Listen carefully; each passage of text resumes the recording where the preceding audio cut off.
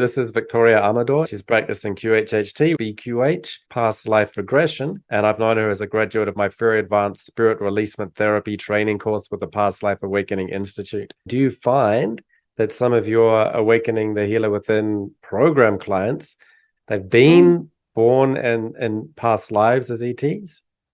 Yeah, well, obviously, most of them have had ET lives. Yeah, sure, we can count how many.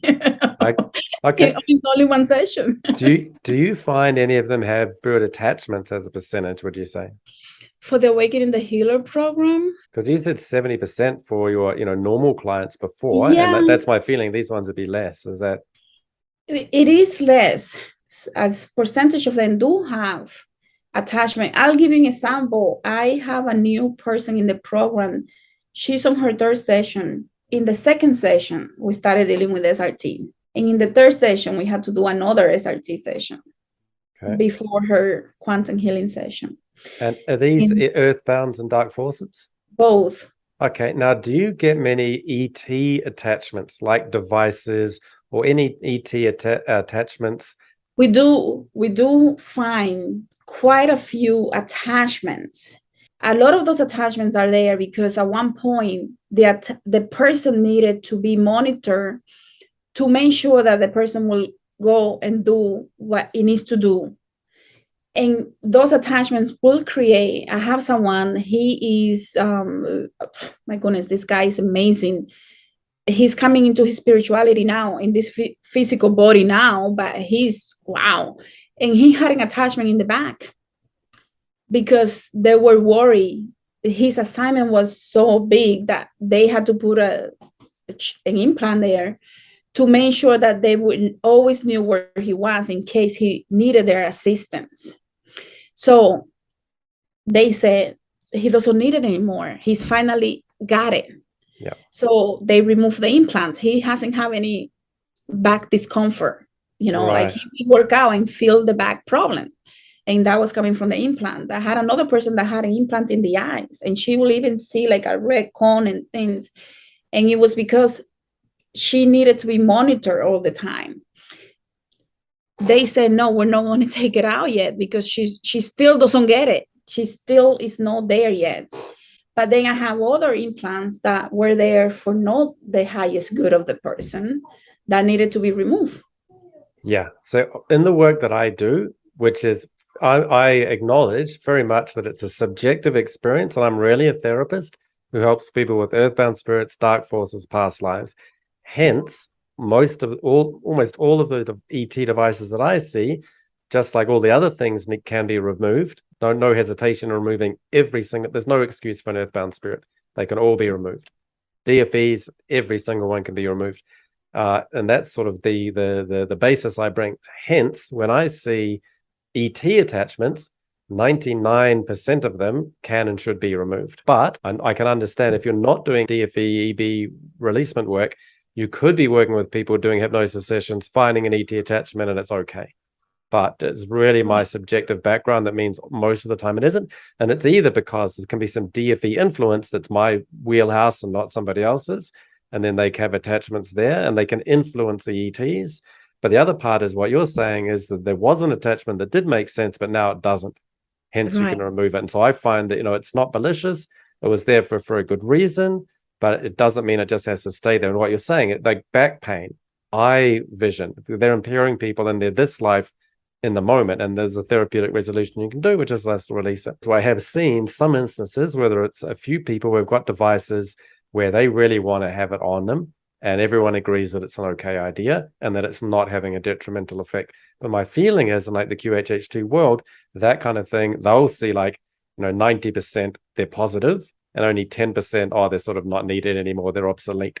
But for me, it's really most of the time they're not, but occasionally it's sort of okay to be on it. So that's one little thing people would say to me from QHHT. Why are you going around releasing these ET devices? They're good. I'm like, well, it's a little bit, some of the time maybe, but most of the time not. But that's also my perspective. Because if you're doing a QHHT session, you're not doing it with the presenting issue that they've bought you of spirit release. Which is the setup that I have and the setup they have is completely different. Hence, the statistics and the things they find will be completely different. They're Mm-hmm. 90% one way, I'm 90% the other way. But you can Right. see why. So it doesn't. There's no real conflict there. There's no real disagreement. It's just the setup. Does that make sense? What do you think about that? Yeah, and I think a lot of the times the implants may be there from the ETs to do so, I had a client, she really thought the ETs were like, oh my God, they're there to hurt me. And then she goes into the session and sees, and they take her to a room, they show her what they did and everything. And she's like, oh my God, they saved my life, because they had to upgrade her DNA, because when she was born, the doctors gave her medicine that was causing issues with her DNA.